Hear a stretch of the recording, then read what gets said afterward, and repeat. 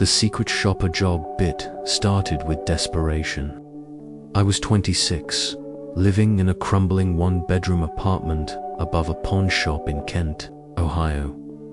The radiators hissed like angry cats, and the windows leaked cold every time the wind blew. I'd been laid off from my full-time job as a dispatcher for a logistics company after they outsourced to some place in Arizona. It wasn't personal, it was numbers. It always is. For 4 months, I barely made enough money doing small jobs. I did temp work, watched people's pets, and sold random stuff on Facebook Marketplace. I sent my information to at least 100 places, grocery stores, office jobs, overnight stocking jobs. Nothing worked out. Most places didn't even tell me no, they just never replied. And when you have no money, that silence starts to feel like the world telling you that you don't matter anymore. One night in early November, I sat at my broken kitchen table with my laptop glowing blue in the dark room. I was looking online for ways to make extra money fast. I found a website where people talked about their side jobs. One person from Boston said secret shopping was easy money and almost fun. I clicked the link he shared. It took me to a Craigslist. The ad said, looking for mystery shoppers in Ohio. You can pick your own hours. You need email and a car. We pay $35 to $50 for each job. No money needed up front. We have jobs available right now. It sounded like a trick, but I had no other choices. I sent an email. Within 1 hour, I got a reply from someone named Denise Weston using a Gmail account. She sounded real and used business-like words. She sent me a basic PDF with instructions and a form asking for my contact info, PayPal, email, and when I was available, I filled it out and sent it back. The next morning, she emailed me my first job. I had to check on an employee at Mayfair Market, a local grocery store I already knew about. This store was about 15 minutes away in a quieter part of town. The instructions were easy to understand. Go to the store between 6 o'clock and 8 p.m. Watch the employee working in aisle 4 with the canned food. Ask for help finding canned tuna, and then fill out the customer service checklist. She said very clearly, you must stay secret. Do not tell anyone you are a secret shopper. Send in your report within 2 hours to get paid. Honestly, it seemed like something I could do. I'd been on the other side of this before when I worked at a store in high school. We all whispered about secret shoppers like they were made-up stories. Employees would compete over who had the best greeting and eye contact. At 6:17 p.m., I walked into Mayfair Market wearing a worn black hoodie. I took shallow breaths to calm my nerves like I was going undercover.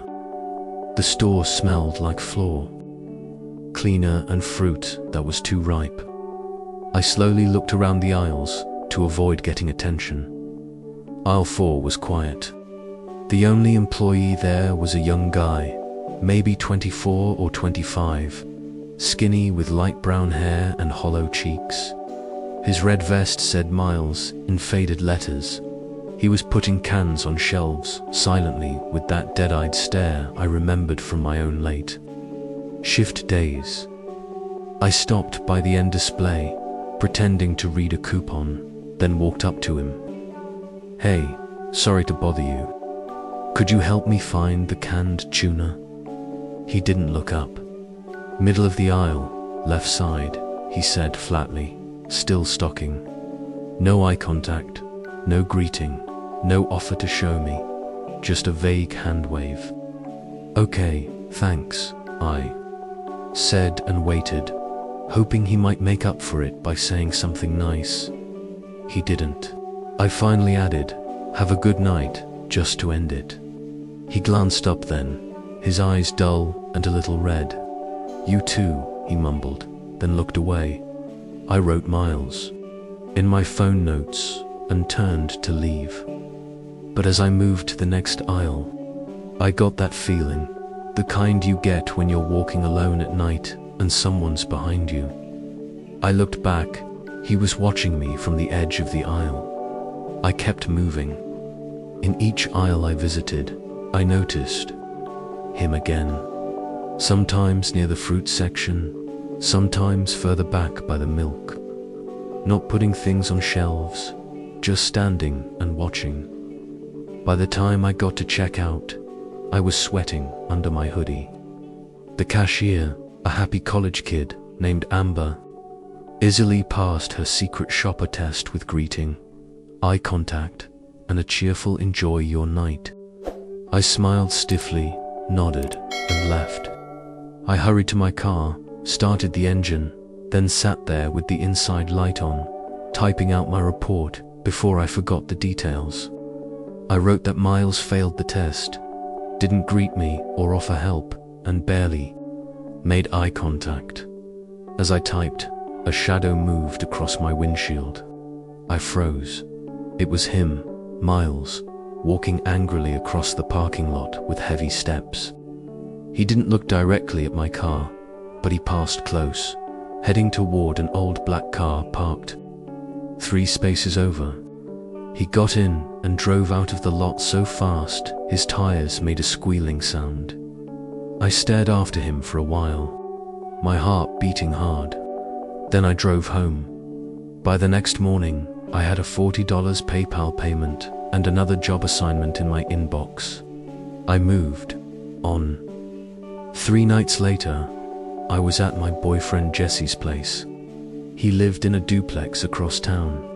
We were eating Chinese food on the couch and watching reruns of Whose Line Is It Anyway? His dog, Mako, was asleep at our feet, twitching as he dreamed. Around 11:40 p.m., there was a knock at the door. No, not a knock, a slam. Then another and another. Jesse paused the TV. We stared at each other. Mako jumped up and growled low. "Who the hell?" Jesse said, standing and walking to the window.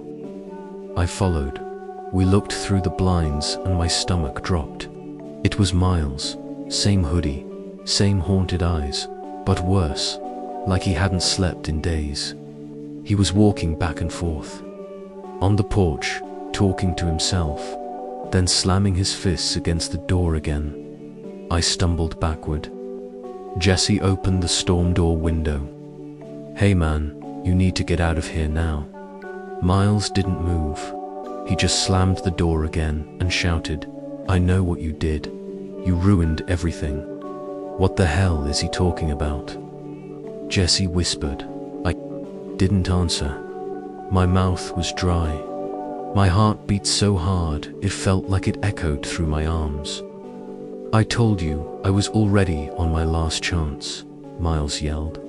"And you come in there asking for tuna, like you're better than me." Jesse pulled me behind him and reached for his phone. I nodded quickly. "Call the cops." Miles kept shouting, his voice cracking. "You cost me my job. You got me fired. You think you can just come into my store and ruin my life. You think you're safe. It's always an eye for an eye." He began slamming his body against the door. The wood cracked. Mako barked wildly, tail down, ears flat. I grabbed Jesse's arm. He had to have followed me that night. There's no other way he could know where I am.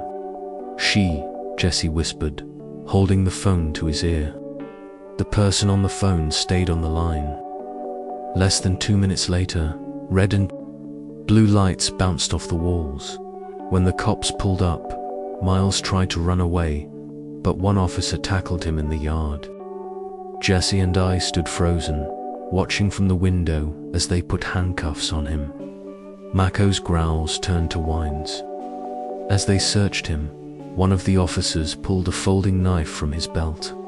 That's when I started shaking and couldn't stop. In the days that followed, the detective working on the case told me a little more. Miles's real name was Brandon Miles Henley. He had been working at Mayfair for almost 2 years. He had a bunch of written warnings and was already in trouble for failing a previous secret shopper report. The night I showed up, his girlfriend had broken up with him. His car had just failed inspection. He was already behind on rent. He wasn't just having a bad day, he was about to lose everything. My report had cost him his job. That much was true. But the part I still can't understand. I never used my real name on the shopper form, and the email I used was a fake account. No connections to my real life.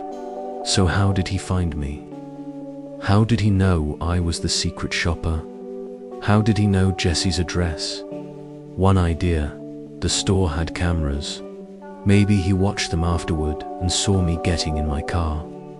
Maybe he followed me and I never noticed. Maybe he wrote down my license plate and found someone who knew how to track it. I don't know. What I do know is I never did secret shopping again. I turned down every job after that. I eventually found a steady job at a call center and slowly tried to forget the whole thing. Jesse put a camera above the door. We moved a few months later, just in case. But sometimes when I'm in a store and I see someone putting cans on shelves, I still wonder, do they know? Are they watching? And is there a line between helping companies check on meaningless rules and destroying someone's last bit of hope? Because I crossed it, and someone almost died because of it. The fake babysitting job I never thought I'd take. A job from Craigslist. It wasn't that I thought I was too good for it. I just heard too many scary stories. Weird meets, people not showing up, tricks, or worse. But sometimes life squeezes you until all the safe choices are gone. It started 3 weeks after I lost my full-time job at the front desk of a dental office. They had to let people go to save money. I'd been living alone in a studio apartment in East Maroro, getting by with savings and small jobs. The clock on my rent was ticking. When I got desperate enough, I messaged a friend, Emily, who always had a side job or 3 going on. She mentioned she'd done babysitting through Craigslist before. Just check them out really well, she'd said. Don't go in blind. Ask questions. Trust your gut. I'd babysat a lot in high school and college, and I was good at it. I figured it couldn't be that different now. It's just keeping kids safe and alive for a few hours. The first few job posts I saw were either unclear or shady, but then I came across one that looked normal, almost too normal. Craigslist, posting childcare needed. Saturday evening. Hi, looking for a sitter for our 2 boys. This Saturday, ages 6 and 9, from about 5:30 p.m. to 10:30 p.m. Pretty laid-back household. Just need someone responsible while we go out for an anniversary dinner. Pay is $120 for the evening. Message for address details. Thanks, Chloe M. Something about the post felt safe. Simple. The tone was casual. The pay was good, but not suspicious. I replied. Chloe messaged me back an hour later with the address and a brief note. Thanks so much for replying. My husband and I will leave just after 5:30. Boys are Isaac and Dylan, super easy. They've got dinner already. Just TV, games, maybe reading before bed. Should be a quiet night. We sent a few more messages. She seemed normal, even friendly. She signed off with a smiley face. It almost made me feel silly for being careful. Still, I did my homework. I googled the address, 1585 Brookfield Lane. It was in a cul-de-sac just outside town, near some older neighborhoods. but not far enough to worry about. I messaged Emily with the details, just in case. "Text me when you get there," she said. "And if anything feels off, leave." It was a clear Saturday when I pulled up the cracked driveway at 5:18 p.m. The house was modest.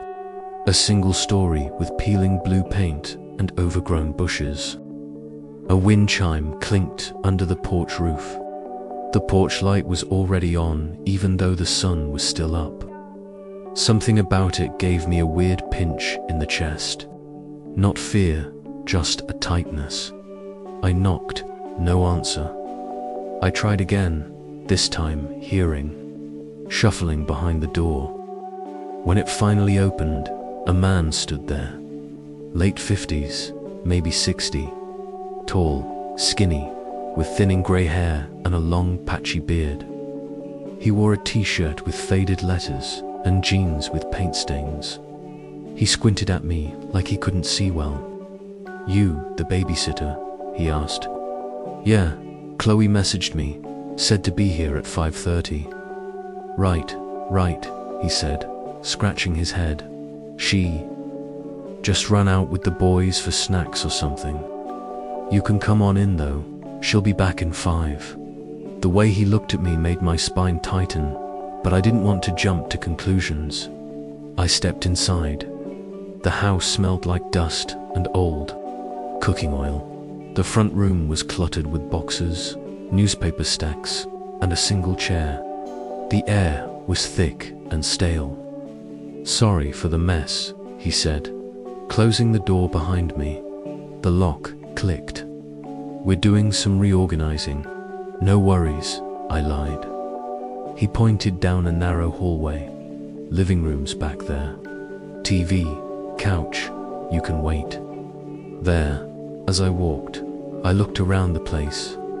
No toys, no kids' drawings, no backpacks, no photos of children. Just dull beige walls, basic framed art, and dust. I sat down on a worn brown couch. My phone buzzed. "Emily, you good?" I typed, "Weird vibe, but okay so far." "Chloe, not here yet. Just the husband." He passed by the hallway again, talking quietly to himself. He was pacing. Every now and then he'd peek into the living room and say something like, "She should have been back by now," or "Sorry about this. Just bad timing." The whole thing started to feel like he was acting. At 5:45, I stood up. "I think I might just head out," I said, trying to sound casual. He looked worried.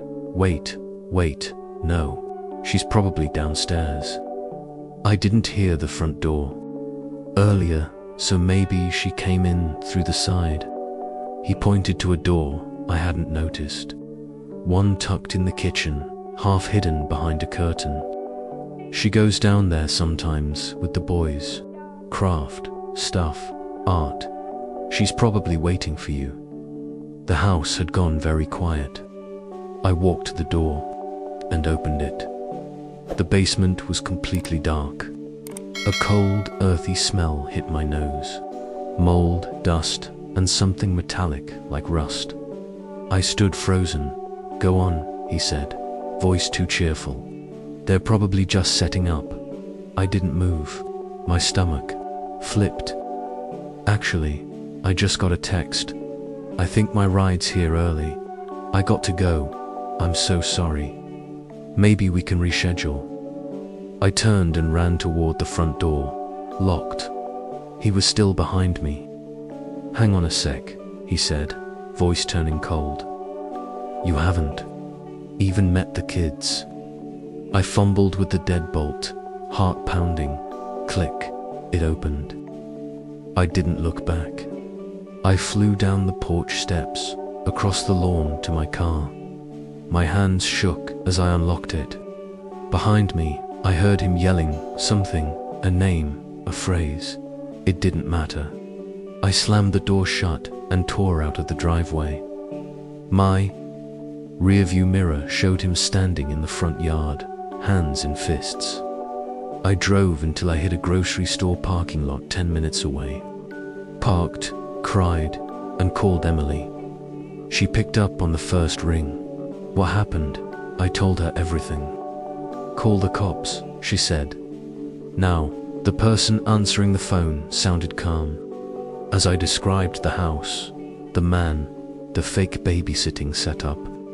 She asked for the address and thanked me for reporting it. An officer called me 2 hours later for a follow-up. I told him everything again. He said they'd check it out. That was the end of it, at least officially. 2 weeks passed. I tried not to think about it. Got a temporary job at a pet supply store. Threw myself into normal routines. Then one evening, my phone buzzed. Unknown number, text message. Hi there.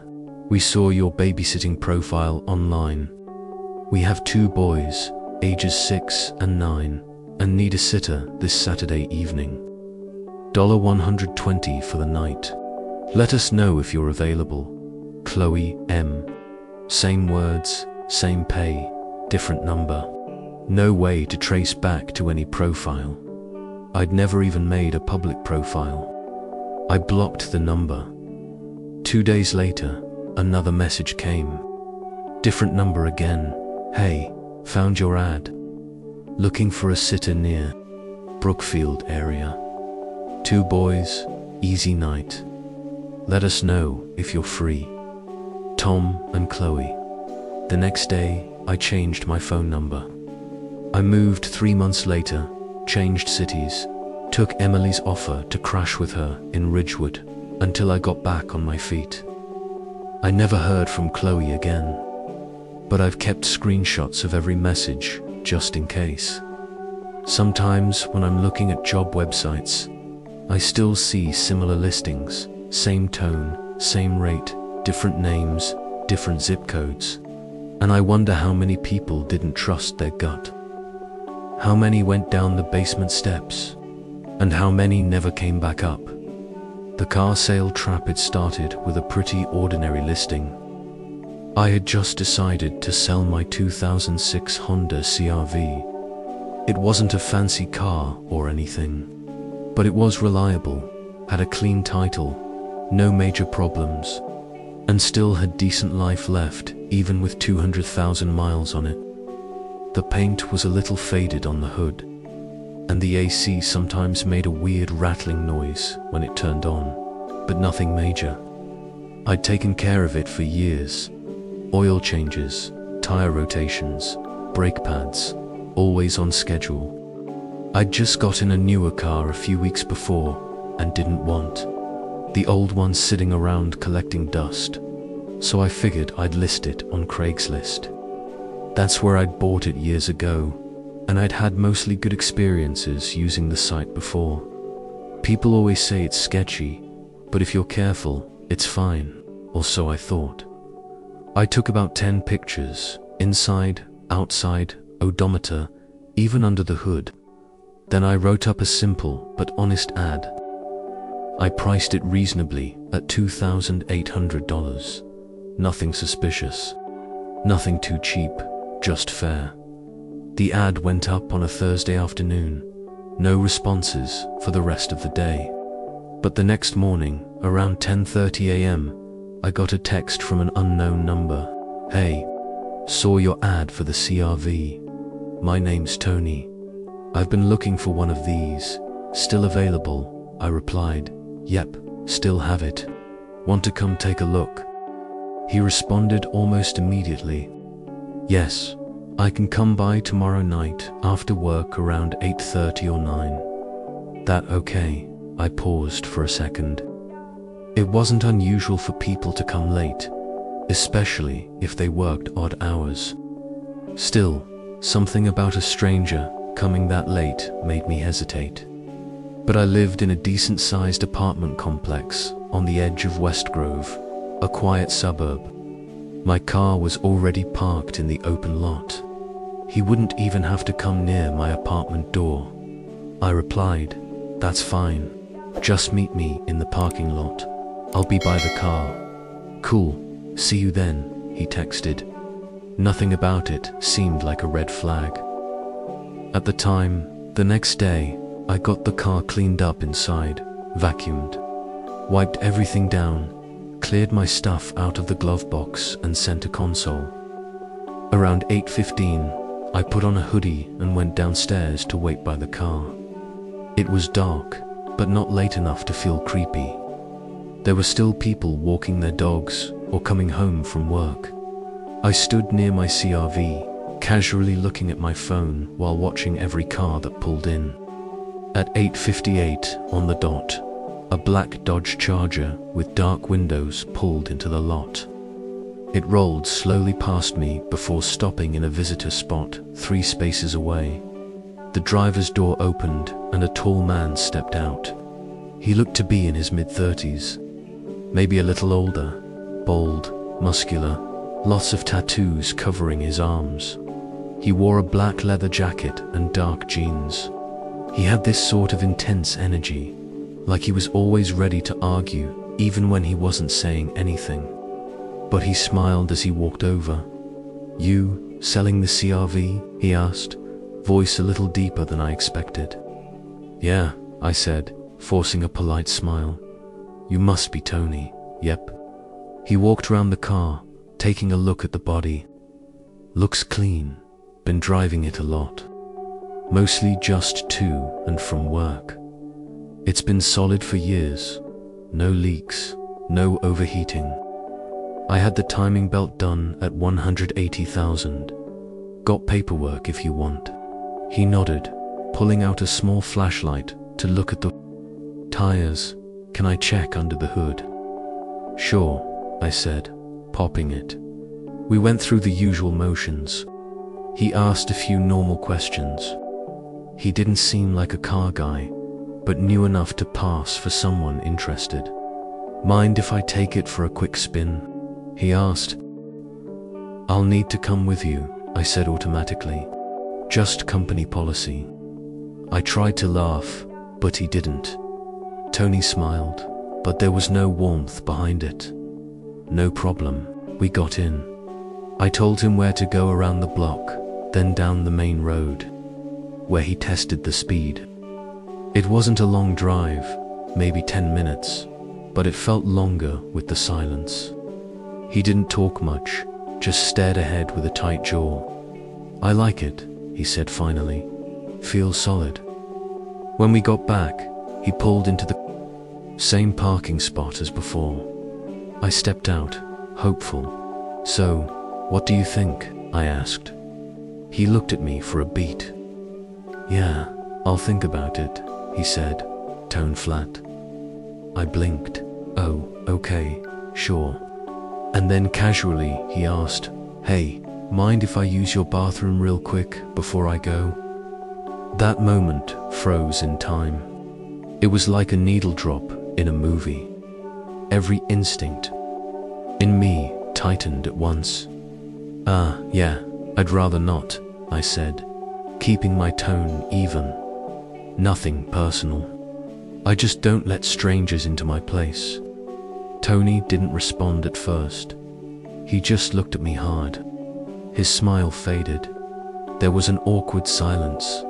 Then he nodded slowly. "All right, no worries." I gave a small wave and turned to walk away. I didn't head to the nearest side door like I normally would.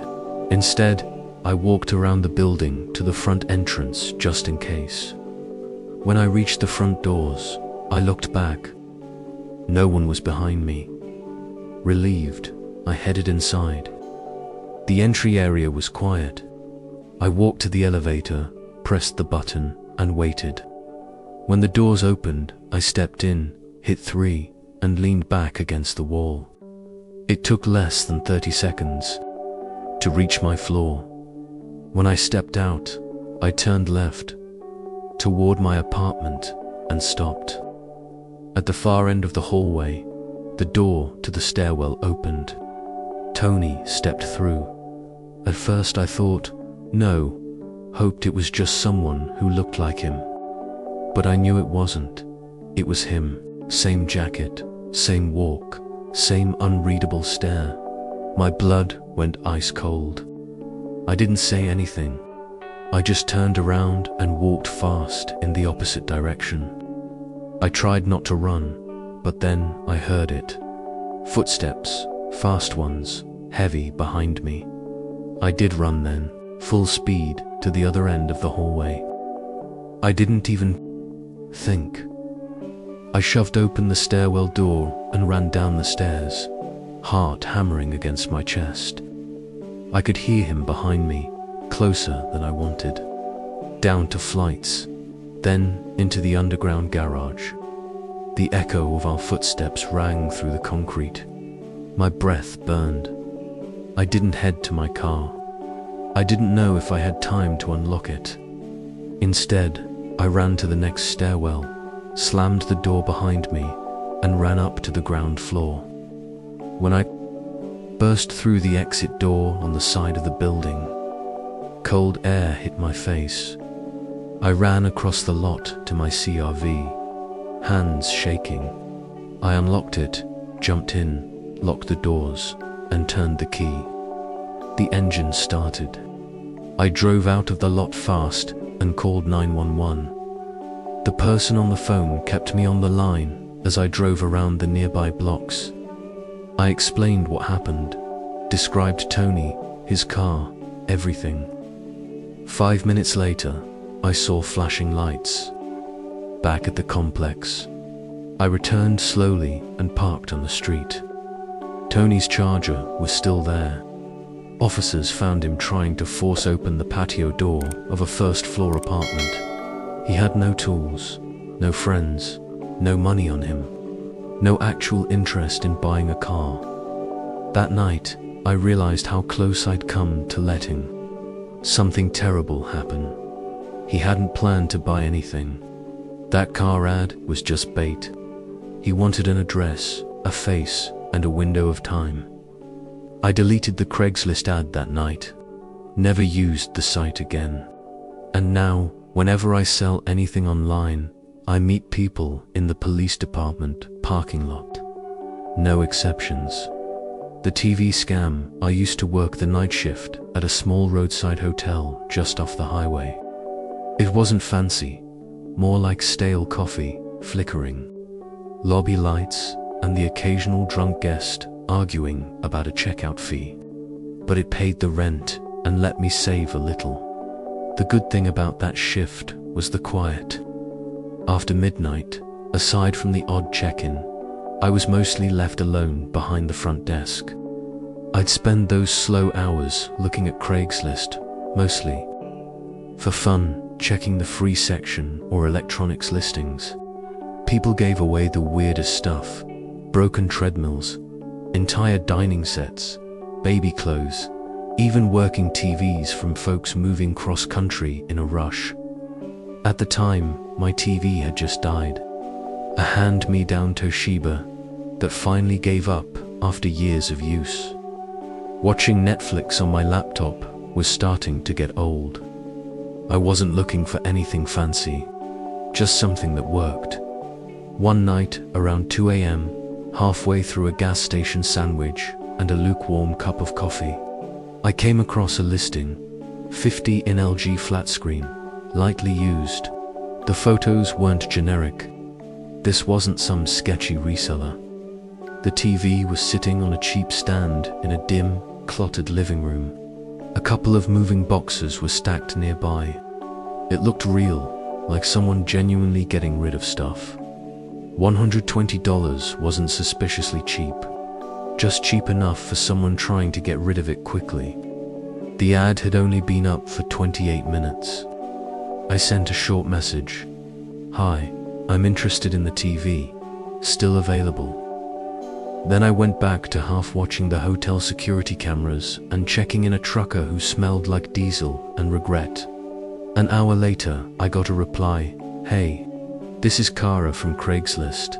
Yes, still available. You can come by tomorrow after 6 o'clock. If that works." Her name wasn't on the listing, but that wasn't unusual. I texted back. 7 works for me. What's the address? she sent it. A place on Willow Terrace Drive, a quiet neighborhood about 10 minutes from my apartment. One of those older parts of town with big lawns and tired one-story houses. I looked it up on maps. Seemed safe enough. Cool. See you then, I texted back. The next day, after my shift, I stopped at an ATM and pulled $140 just to cover any weird change situations. It was still light out when I pulled into the neighborhood. Birds chirped. Kids rode bikes. A guy across the street was mowing his lawn. The address Kara gave me was a beige house with a sagging porch and slightly overgrown grass. Not sketchy, just neglected. A place someone's aunt might have owned for decades. I parked along the curb, stuffed the cash in my jacket pocket, and walked up to the door. Before I knocked, it opened. A woman stood there, average height, dark hair in a messy bun, sweatshirt with a faded college logo and leggings. Early 30s maybe. "Hey, you must be Alex," she said. "That's me," I nodded. "Here for the TV. I'm Kara. Come on in. Sorry about the mess. We're kind of between things right now." The inside matched the outside. Empty, dim, a few boxes near the wall, furniture halfway moved or packed. The only light was a small lamp in the corner. "No worries," I said casually. "Looks like how my place did before I moved in." She chuckled. It sounded tight, like she didn't actually find it funny. "It's back in the bedroom," she said, pointing down a hallway. "Right this way." Something felt a little off. Maybe it was how quiet it was. No background noise, no TV, no fan, not even the faint hum of a fridge. But I followed her anyway. The hallway was narrow with faint footprints in the carpet. She stopped at the last door on the right. "Right in here," she said, and opened it. I stepped inside and stopped cold. There was no TV. The room was empty.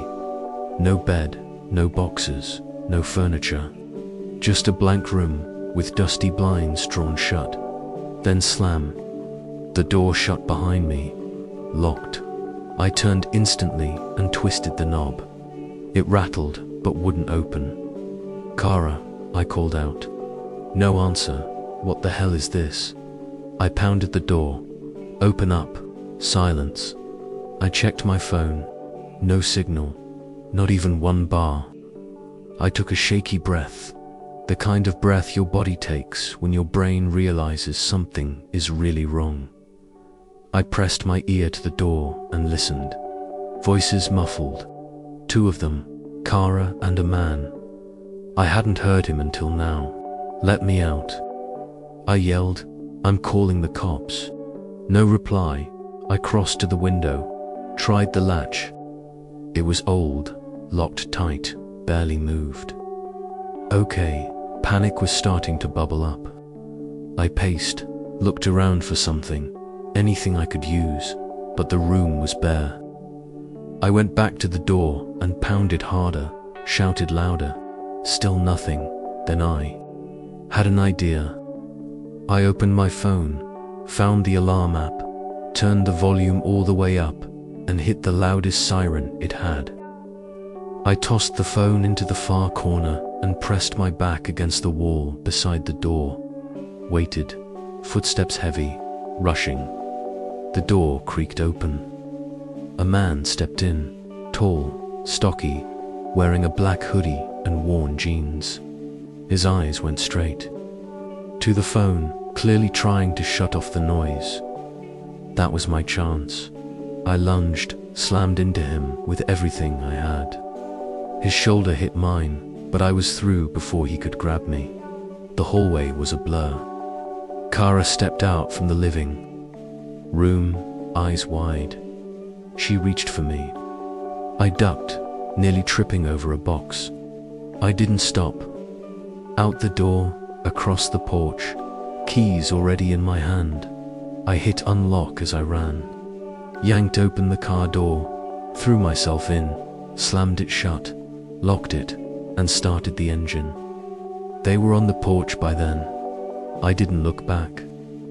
I drove out fast, tires squealing. I didn't stop until I hit a gas station 3 blocks away. I ran inside and told the cashier, "Call the cops, please. Someone just tried to trap me." The police took my statement. I gave them Kara's number, the address, the ad info. When they drove me back to the house, empty, lights off, curtains drawn. No sign of anyone.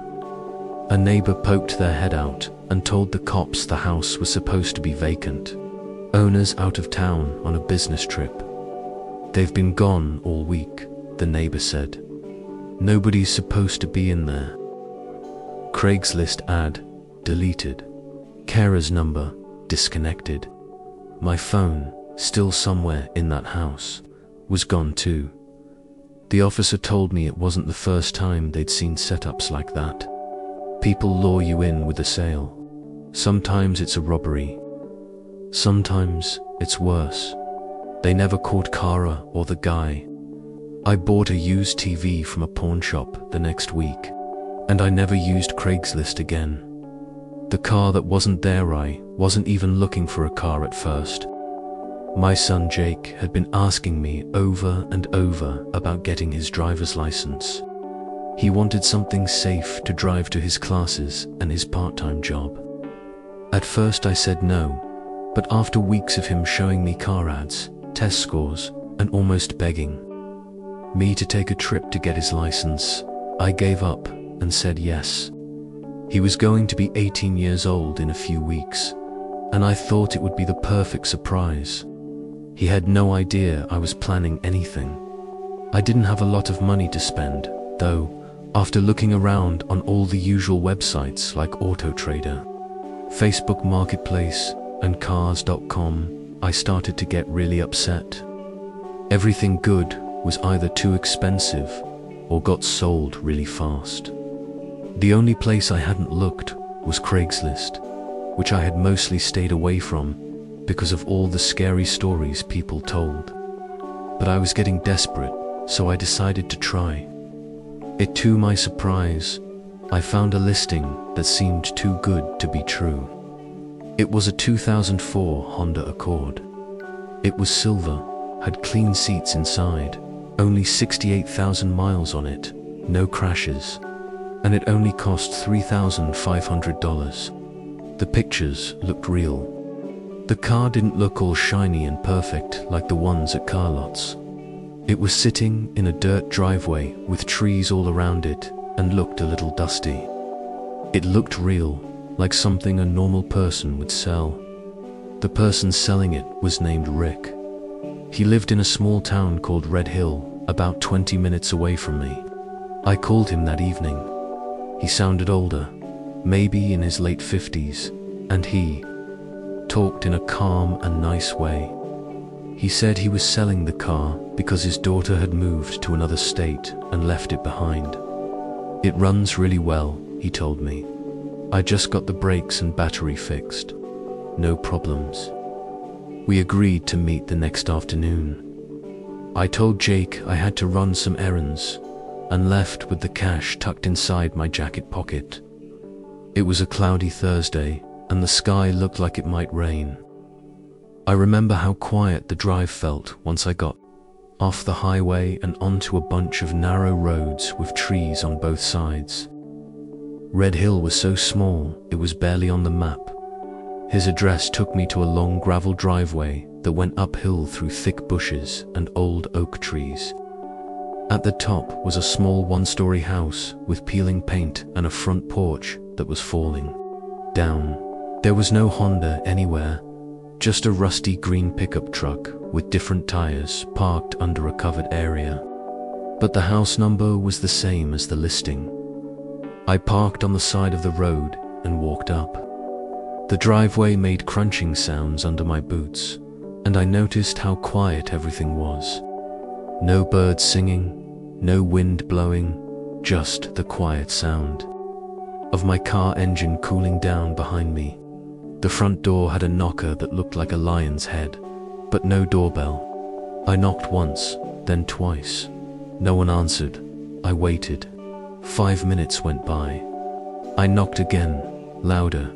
Still nothing. I tried calling Rick's phone number, and that's when I heard a phone ringing, quiet and tinny, coming from inside the house. That was when something started to feel wrong. I walked over to the window next to the porch and put my hands up to the glass to look inside. Inside, it was dark. The curtains were pulled halfway, but I could see part of the living room. There were stacks of old newspapers, old furniture covered with sheets, and what looked like a stuffed animal sitting in an armchair. Except it wasn't an animal at first. I thought it was some kind of fake person, like a mannequin. It was wearing a hoodie and was slumped over in the chair. It had pale skin and glassy eyes that didn't look like plastic. I stepped back, and my heart started beating really fast. I tried to tell myself I was just being scared for no reason. Maybe it was just a weird sculpture or a doll. But something told me not to go any closer. I walked around to the side of the house where a garage door was half open. Inside were rows and rows of car parts, doors, bumpers, seats, all stacked up and labeled. It was too neat and organized for someone who just fixed up junk cars to clean. There was no sign of the Honda. Just as I turned to leave, I saw another figure through the back window of the house.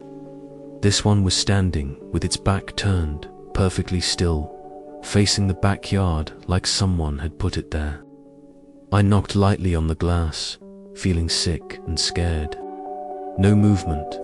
The back door creaked open a little from the wind, showing a dark hallway beyond.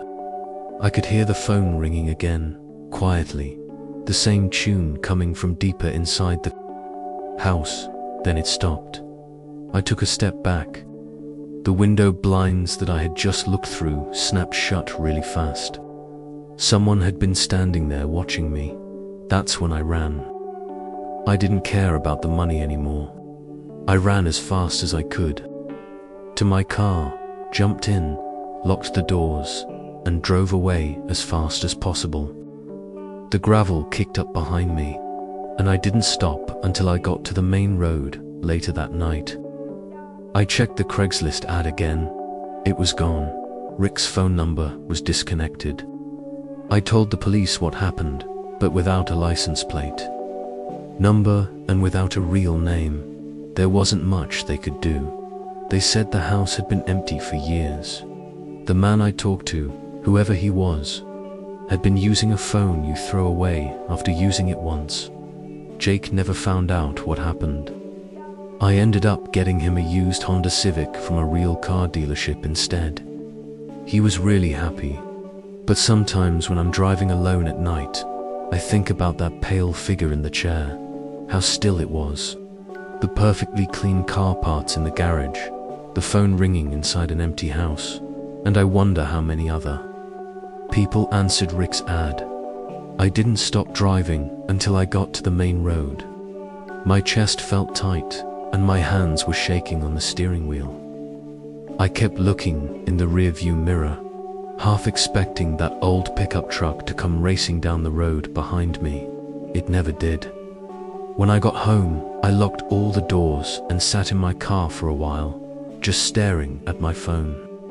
I opened Craigslist again to see if the post was still there. It was gone, completely erased. No Rick, no car, nothing. I tried calling the number again. It was disconnected. That night, I barely slept. I kept seeing the back of that figure in my mind, standing quietly, staring out the door. The more I thought about it, the less sure I became that it was a stuffed animal. It hadn't moved, sure, but there was something too perfect about it. Too posed, like whoever had put it there wanted it to look like a real person. The next morning, I told the police what happened.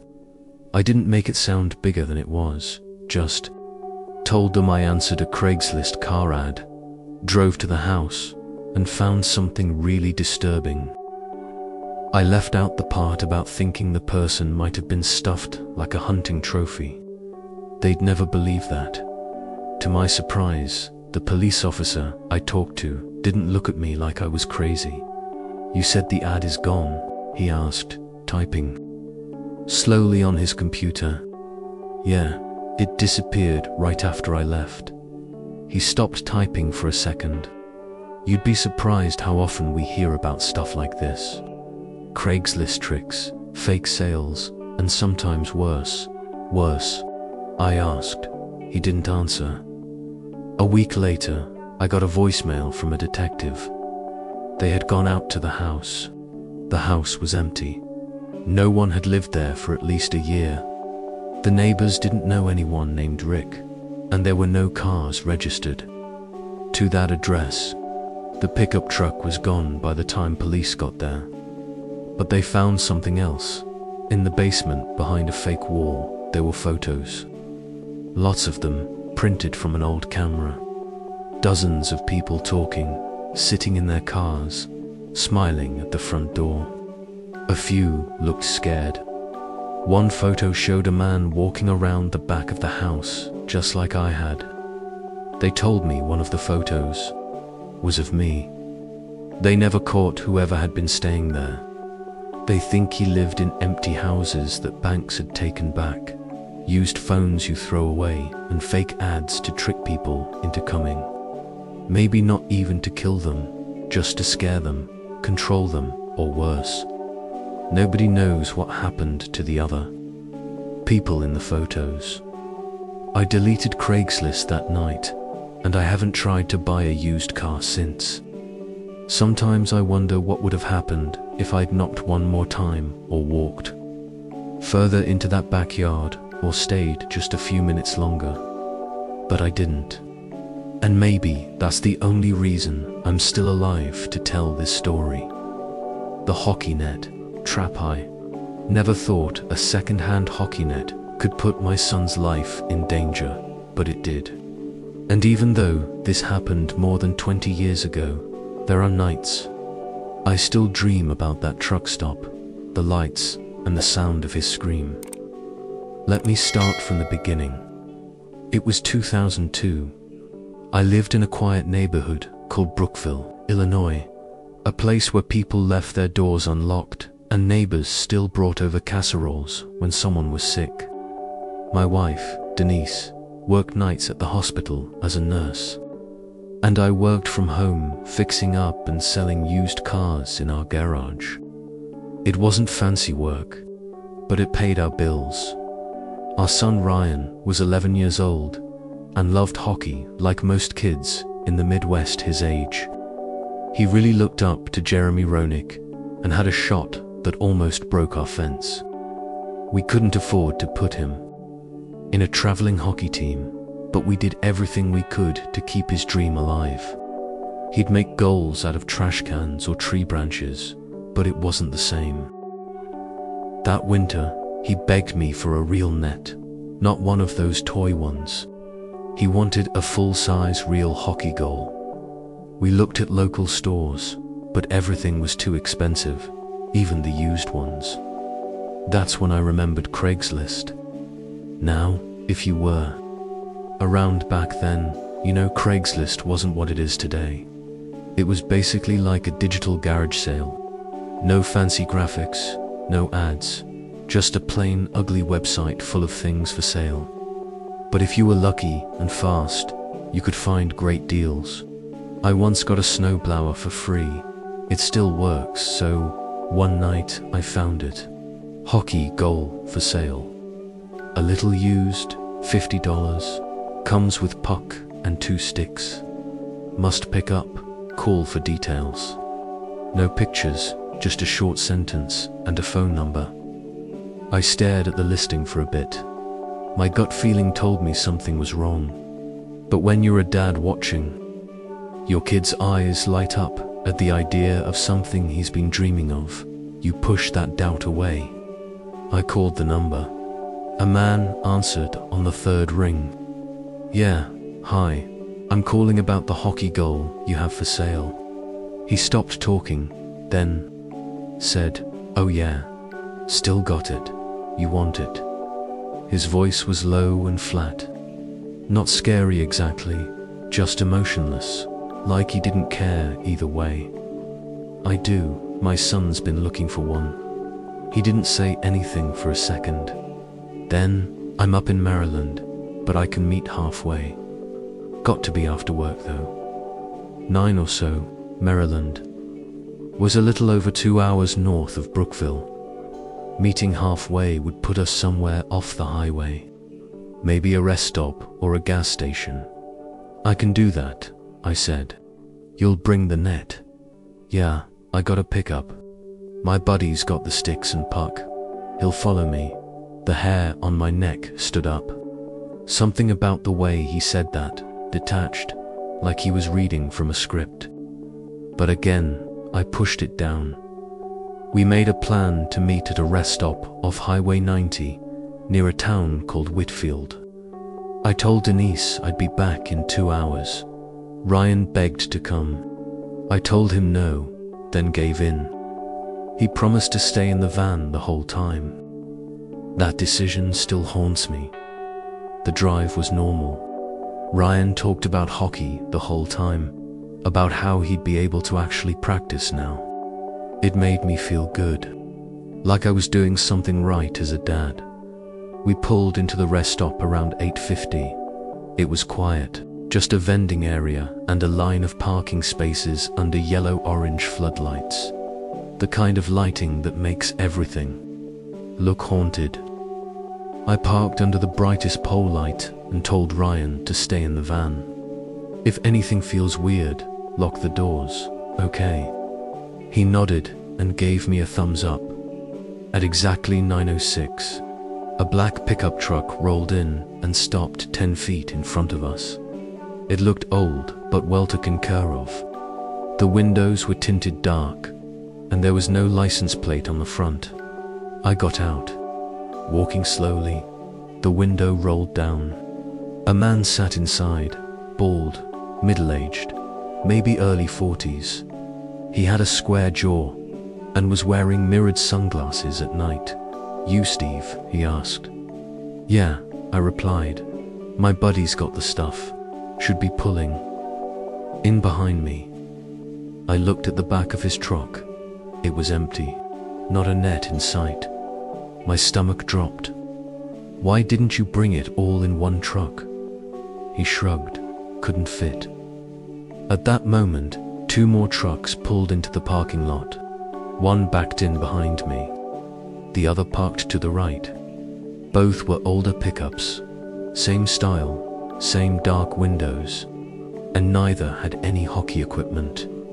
Something clicked in my brain. Not panic instinct. I turned and yelled, Ryan, lock the doors now. He did it fast. Then the men started getting out. All of them, 6 total, big guys. Some looked like construction workers. Others looked like they lived in waiting rooms. They didn't say anything, just stared. The bald guy stepped out, adjusting his coat. He nodded at the guy in the truck behind mine, who started walking toward the van. My heart was pounding. Wait, I said. Here, take the money. It's all I have. I pulled out my wallet and handed over $80. The guy took it, looked through it, and frowned.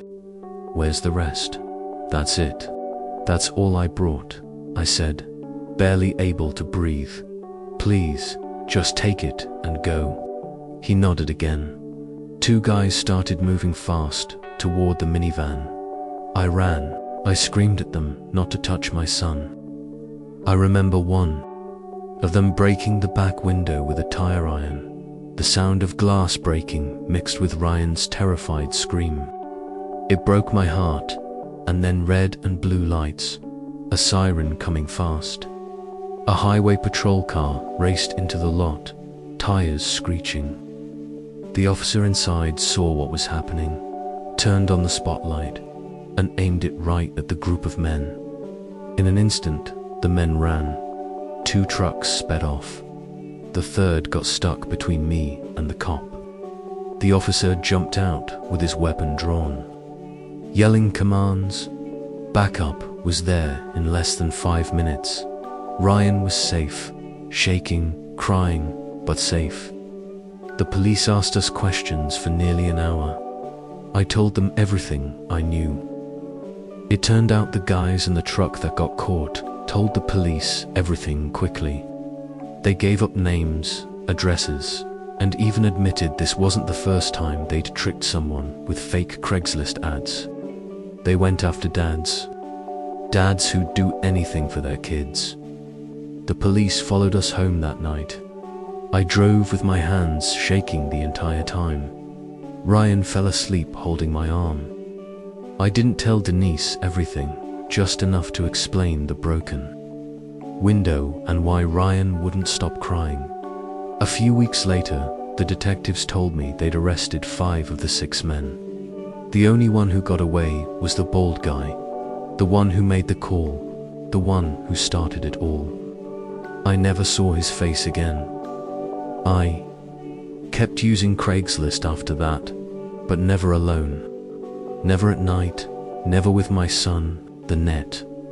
We got one eventually from a neighbor whose kid had gone off to college for free. But every time I see a black pickup truck, I still check the back for a hockey goal. The cook's nightmare. I didn't even check what the neighborhood was like. That probably sounds dangerous. But when you're sleeping in your car and making a can of soup last for 2 days, details like that don't matter as much. I just needed a place to stay. A bed, a roof, maybe a lock that worked. That Craigslist listing was like a rope thrown to someone who was drowning. Live-in cook needed for private estate. Meals included, private room. It almost sounded too good to be true. My name's Aaron Myers. I used to be a chef at a fancy restaurant in Chicago before everything went wrong. When COVID hit, people got laid off, and the owner quietly shut the place down. My boyfriend Nate tried to keep things together for both of us, but he died of a brain aneurysm just a few months later. No warning, he just collapsed in the shower. After that, everything fell apart fast. I lost my apartment. My savings were gone, and I was driving from shelter to shelter trying to find work, anything. So when I saw that listing, I didn't think twice.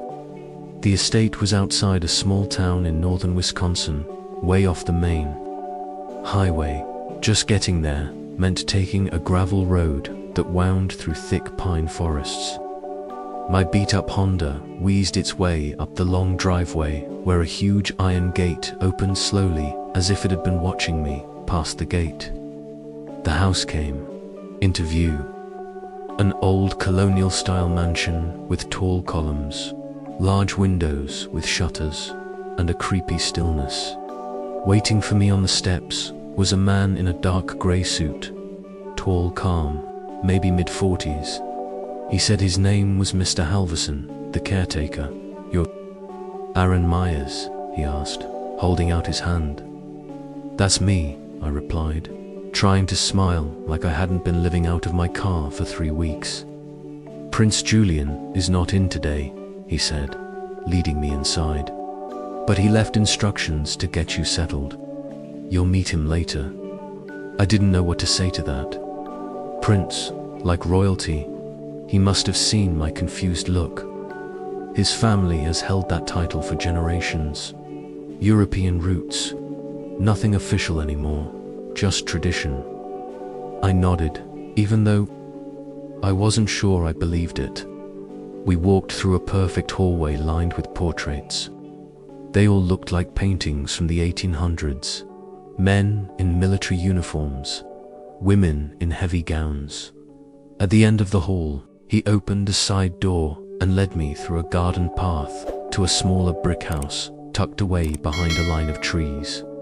Not exactly a hut, but far from the main house. Private, sure. Alone, definitely. "This is your place," Mr. Halverson said, unlocking the door. Inside was simple. Wooden floors, a twin bed with a metal frame, a small bathroom, a tiny kitchen, and a phone attached to the wall with wires. "There's no cell phone service out here," he added, as if he knew what I was thinking. "If the prince or I need you, we'll call this phone." I nodded. "I understand." He stopped, with his hand still on the doorknob. "One thing, don't be worried by noises at night. This area can echo." It seemed odd, but I just smiled and thanked him.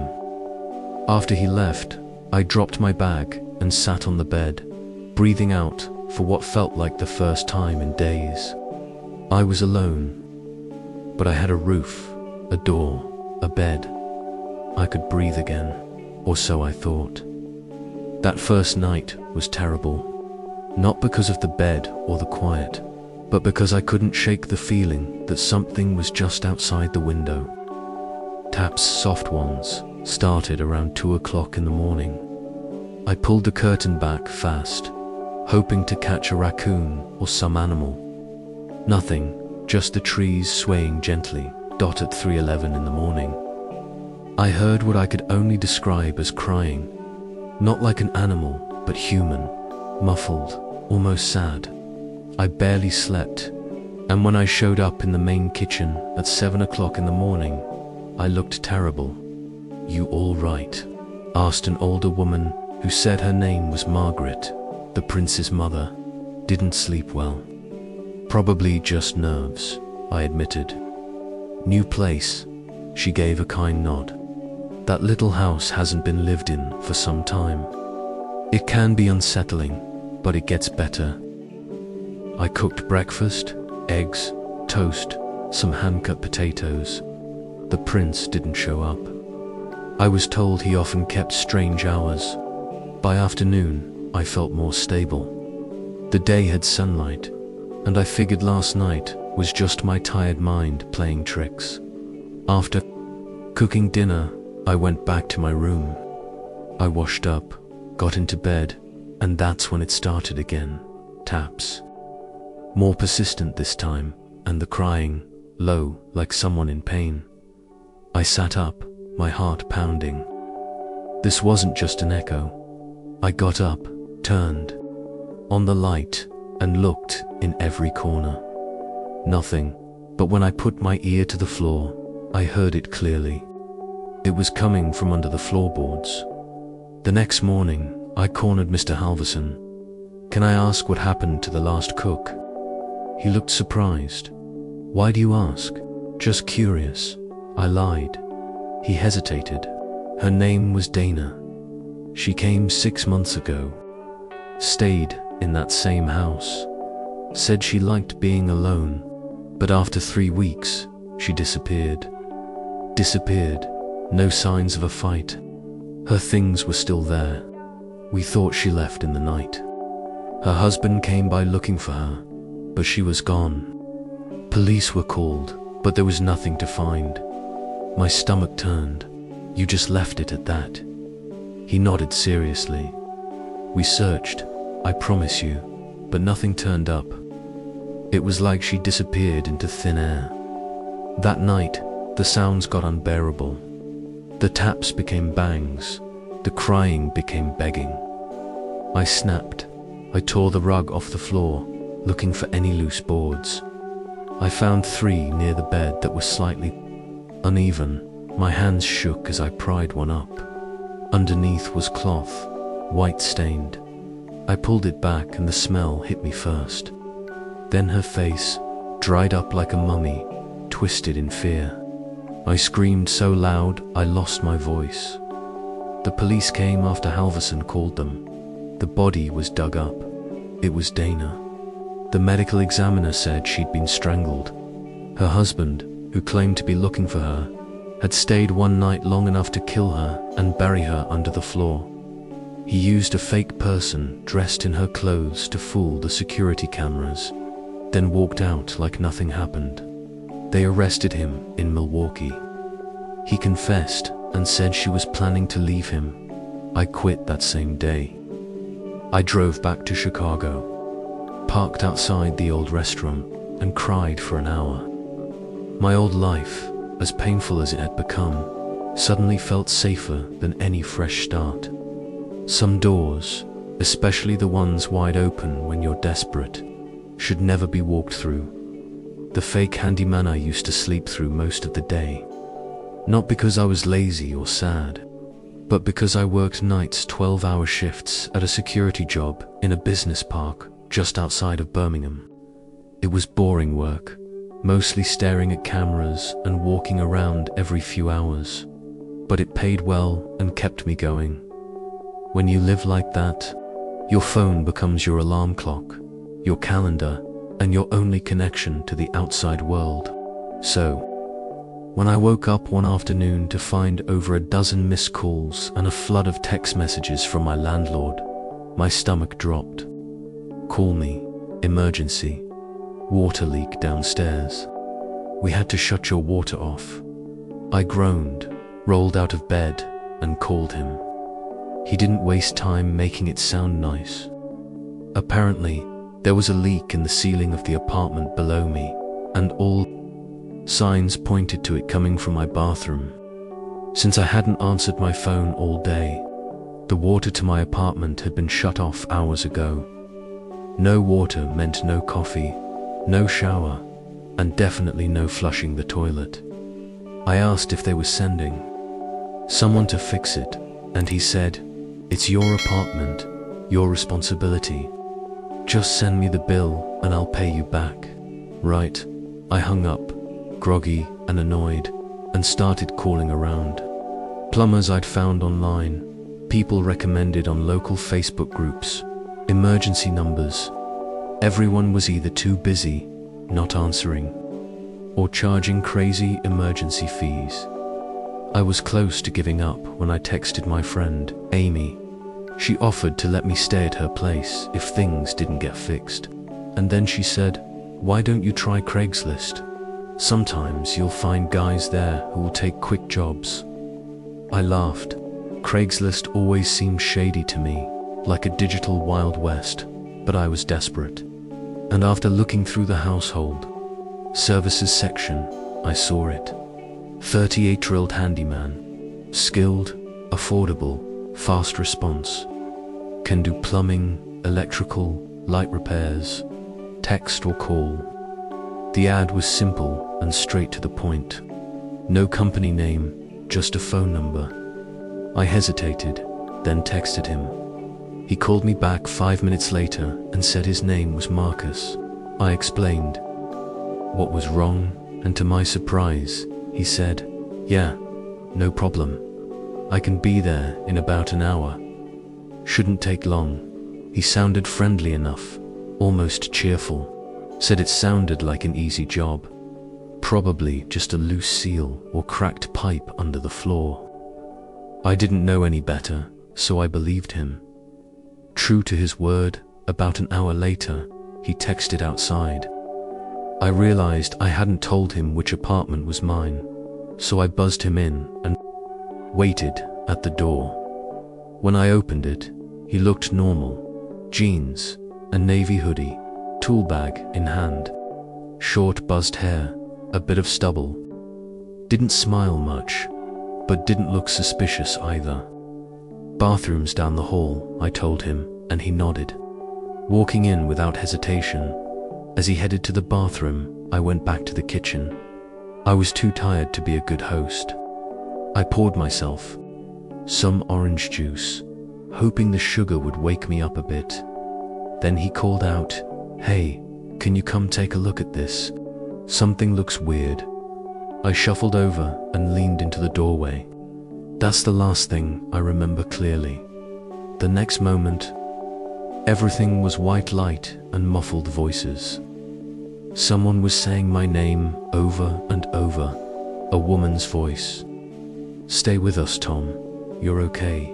Don't move." I opened my eyes and blinked against the harsh light. It was a flashlight being shined in my eyes by a paramedic. My head hurt really bad. My mouth was dry. I tried to sit up, but hands held me down gently. "You've had a head injury. Try not to move. We're taking you to the hospital." My heart was pounding now. I turned my head and saw Amy standing nearby, crying. She had come to check on me when I didn't respond to her messages. Thank God she had. "A spare key. He's okay, right? He's going to be okay," she asked them. I saw her face pure fear, and something inside me just gave way. I started shaking. They wheeled me out of the apartment, and I heard one of the EMTs say something about a possible concussion and how lucky I was. If Amy hadn't come by, I could have bled to death, slowly, at the hospital. They ran tests, kept me awake, and had me describe everything I remembered, which wasn't much. It wasn't until a detective came to talk to me that I found out the rest. TV. Gone. Laptop, my cash, my jewelry, everything valuable was gone. My bedroom had been torn apart. He hadn't touched the bathroom.